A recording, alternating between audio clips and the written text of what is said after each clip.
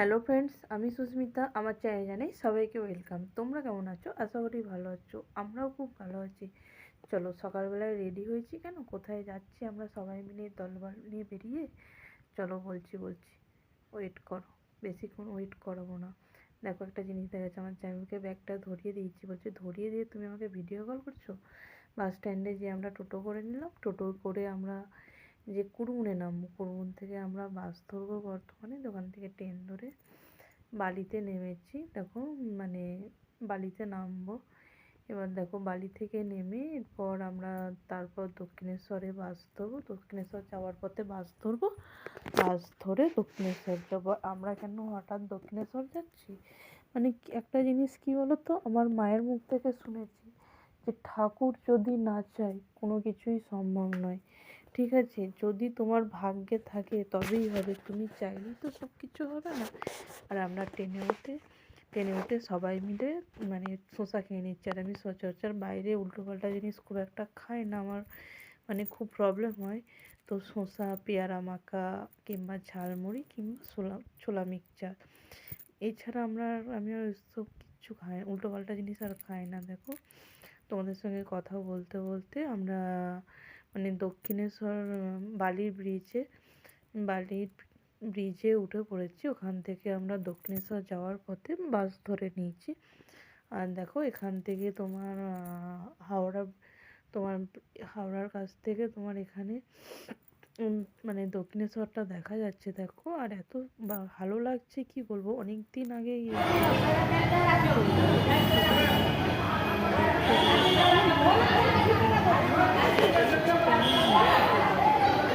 আমরা সবাই মিলে দক্ষিণেশ্বর পুজো দিতে যাব। যেমন ভাবা তেমন কাজ। আগে দুদিন আগে প্ল্যানিং করা হলো, ক্যান্সেল করা হলো। আমার দিদির ছেলেটা বলছে, বাবা মানে বাপি, তুমি যে যাবে বললে, আমি চলে গেলে তারপর যাবে। দিয়ে বলছে, তাহলে তোর মাসিমণিকে বল, তাহলে হঠাৎ একদিন প্ল্যান করা যাক। দিয়ে সব টাইম ফাইম দেখে, কটায় ট্রেন আছে না আছে, কখন কি ব্যাক করা যাবে, সব কিছু দেখে আমরা বেরিয়ে পড়লাম। দেখো, আর অনেক দিন আগে আমি দক্ষিণেশ্বর গিয়েছিলাম, বলতে বিশ্বাস করবে না, এবারে দক্ষিণেশ্বর অনেকটা পরিবর্তন, মানে যা আসা রাস্তার অনেক চেঞ্জ, অনেক ডিফারেন্স।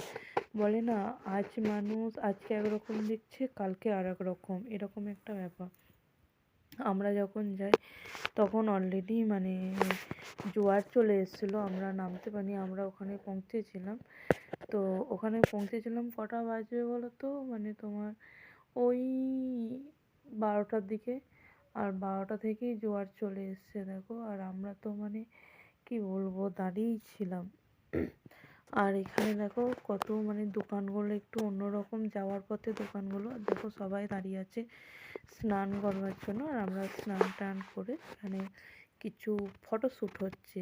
আর আমাদের ক্যামেরাম্যান হচ্ছে আমার জামাইবাবু, আর এটা হচ্ছে আমার বোনঝি, মানে কি বলবো।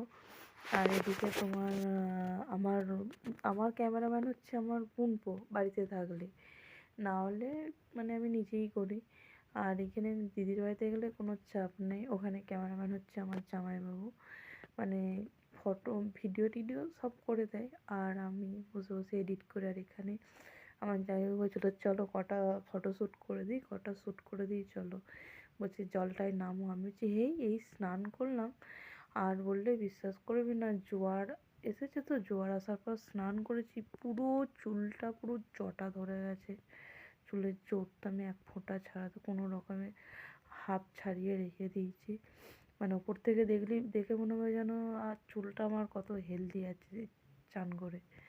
যাই হোক, ঠাকুরস্থানে এসেছি, অত ভেবে লাভ নেই গো। আর এখানে কি বলতো, এটা হচ্ছে হাওড়ার ব্রিজটা। কে কে দেখেছো কমেন্ট করে জানি, আশা করি সবাই দেখেছে। আর এখানে মানে গঙ্গার জলটা এত সুন্দর লাগছে, আর এত স্নিগ্ধ, এত পবিত্র, কি বলবো। আর আমরা দক্ষিণেশ্বর অনেক দিন আগে গিয়েছিলাম, মানে মিনিমাম, তবুও কত বছর আগে, মিনিমাম 6-7 বছর আগে, 7-8 বছর আমরা গিয়েছিলাম। মানে আমাদের এখান থেকে তো গাজনে বার করে, সেই সূত্রে আমার বাবা যখন লাস্ট যে বছর বার করে সে বছর গিয়েছিলাম। তারপর বাবা মানে স্ট্রোক হওয়ার পর আর শরীর ভারী হয়ে গেল, তারপর কিন্তু আর পাঠটা করতে পারে না। আর সেইভাবে গঙ্গা চান করতেও যাওয়া হয় না গো। দেখো আমরা পুজো টুজো দিয়ে আমরা বেরিয়ে পড়েছি। আর ওখানে জানো তো ভেতরে কোনো ক্যামেরা অ্যালাউ নেই। আর দক্ষিণেশ্বর মায়ের তো মুখ দেখাতেই পারলাম না, কেননা ওখানে যেহেতু ভেতরে ক্যামেরা এক ফোঁটাও অ্যালাউ নেই। আমরা পুজো টুজো দিয়ে বেরিয়ে পড়েছি, খাবার টাইম হয়নি গো, কেননা আমাদের পুজো দিতে কটা বাজবে, 3টের সময় গেট খুললো, পুজো দিতে আর করতে 4টে, সাড়ে 4টে। মানে কি বলবো, এইসব মায়ের স্থানে মানুষ দূর দূর থেকে এসে যে একটু ভক্তি করে ব্রাহ্মণরা পুজো করবে, ওরে বাবা, ঠাকুরকে ঠাকাচ্ছে, হয়ে গেল তোমার পুজো। মানে পুজো দিয়ে তোমার এরকম শান্তিপূর্ণ শান্তিভাবে যে পুজো করবে সেরকম একটা ব্যাপার নয়। দেখো কত লাইন এখানে। আর আমরা দিদিকে লাইন দিয়ে আমরা পুজোর ডালা কিনতে গিয়েছিলাম দেখো। আর এখানে ডালা হচ্ছে তোমার 30 টাকা, 40 টাকা, যে যেমন পারবে নেবে এখানে। দেখো, আর ভেতরে কি বলবো, মানে বাইরে তোমার সব কিছু ছবি ফবি ও সব জায়গায় ছবি তুলতে দেবে না, আবার প্রচণ্ড মানে নিয়ম শৃঙ্খলার মধ্যে এখানে। আগে এত মানে এরকম নিয়ম শৃঙ্খলা ছিল না, ছিল, এতটা ছিল না দেখো। আর এদিকে মানে দিদিকে লাইন দিয়ে আমি জামাইকে ডাকতে যাচ্ছি যে চলুন, যে পুজো দিতে হবে। আর আমরা মানে ওইখানে বাইরে ডালা ডালা কিনতে গিয়েছিলাম দেখো। আর এখানে একজনের সাথে তোমাকে দেখায় দেখো, আমাদের অতিথি। আর বাঁদর ছানাগুলো এত কিউট লাগছে, কি বলছে, আমি ওকে বলছি আমি একটা নিয়ে যাও, আমার দিদি বলছে তুই একটা নিয়ে যাবি, কেননা এই বাঁদর ছানার জন্য আমার মা আমাকে প্রচণ্ড মেরেছিল, এমন মেরেছিল পুরো ডাক্তারি করতে হয়েছিল। আর দেখো কত লাইন, কি বলবো। আর সত্যি কথা বলতে কি, মায়ের জায়গায় এসে একটা শান্তি, মানে নিজের মনকে শান্তি, মানে যে কোনো ঠাকুর স্থানে যাও না কেন, যে কোনো তীর্থস্থানে যাও, তুমি ঘর বাড়ি সব ভুলে যাবে, নিজেকে একটা মানে এত শান্তি লাগবে, মানে বলে বোঝাতে পারবো না যে এই শান্তিটা মনে হচ্ছে কতদিন পাইনি, এরকম একটা ব্যাপার। পুজো দেওয়া হয়নি তখন আমরা ঘুরছি, আর এখানে সব দোকানগুলো দেখো। আর আগে কিন্তু এরকম দোকান ছিল না, আমি যখন 7-8 বছর আগে গিয়েছিলাম তখন কিন্তু একটু অন্যরকম দোকান ছিল। আর এখানে একটু আমরা তফাতে এসে দেখছি আরও দোকান আছে, শাঁখা সব বিক্রি হচ্ছে। আর খাবারের দোকান সেভাবে ছিল না, ওই দুটো খাবারের দোকান দেখতে পেলাম আমরা। তারপর সত্যি খাবার আমার খুব একটা ভালো লাগেনি। আর এখানে দেখো মাছগুলো কি আরে খেলা করছে দেখো, মানে মাছগুলো কি আরে মুখ বাড়িয়েছে, বুঝতে পারছো। আর মানে এখানে কি বলতো, আর অনেকটা এরিয়া, আমাদের পুজো দিতে দিতে প্রায় 4:30, 5টার কাছাকাছি বেজে গিয়েছিলো। আর এখানে কি বলতো, এত সুন্দর লাগছে, মানে যে তুমি অন্য কোথাও যাও যতই ঘোরো আলা হয়ে যাবে, কিন্তু ঠাকুর স্থানে গেলে তোমার মন এত শান্তি লাগে, মনে হবে যেন এখানেই থেকে যায়, আর বাড়ি যাওয়ার দরকার নেই। বাড়ি গেলেই সেই অশান্তি, সেই ঝামেলা, সেই মনোমালিন্য, সেই দূরত্ব, মানে একে মানিয়ে চলো, ওকে বুঝিয়ে চলো, এরকম একটা ব্যাপার বাড়ি যে। আর এখানে দেখো দুই সখীতে কেমন গল্প করছে। আর এটা হচ্ছে গঙ্গার ঘাটটা দেখো, এখানে সবাই চান করে আর করে। আর চান করার জন্য মেয়েদের জন্য আলাদা একটা মানে জামা চেঞ্জ করার জন্য ঘর রয়েছে, আগেও ছিল, এখনও রয়েছে। আর ঘাট দুটো তিনটে আছে ঘাট, গঙ্গার ঘাট এখানে দেখো। আর আমরা এখান থেকে চলে গিয়েছিলাম তো পুজোর ডালা কিনে দেখো দেখছিলাম কি কি নেবো। ডালা এক জায়গায় নিলাম, আর বাড়ির জন্য কিছু মিষ্টি নিলাম, মানে প্যারা টাইপের বলে। এবার প্যারাটা কি বললে বুঝবে, প্যারাটা মানে ঠিক মিষ্টির মতন, কিন্তু অ্যাকচুয়ালি মিষ্টি নয়।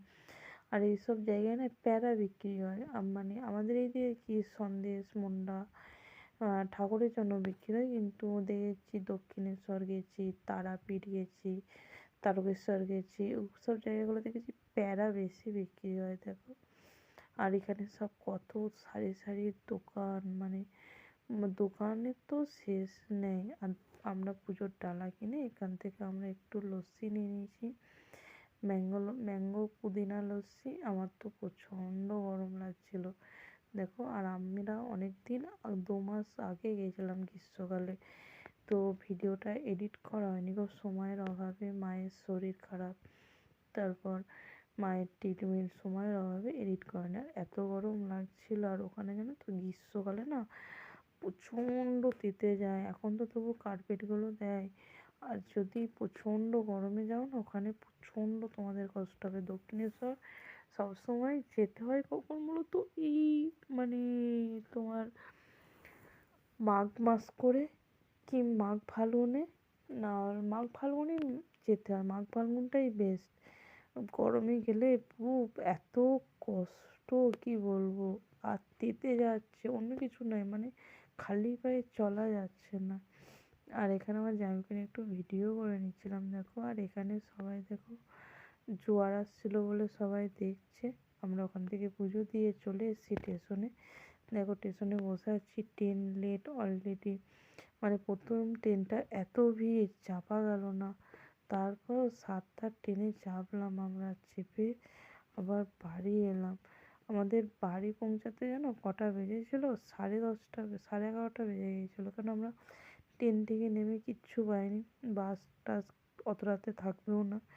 আমরা আবার টোটো রিজার্ভ করলাম, টোটো রিজার্ভ করে আমরা বাড়ি এলাম জানো। ভিডিওটা ভালো লাগলে একটা লাইক কমেন্ট শেয়ার করবেন।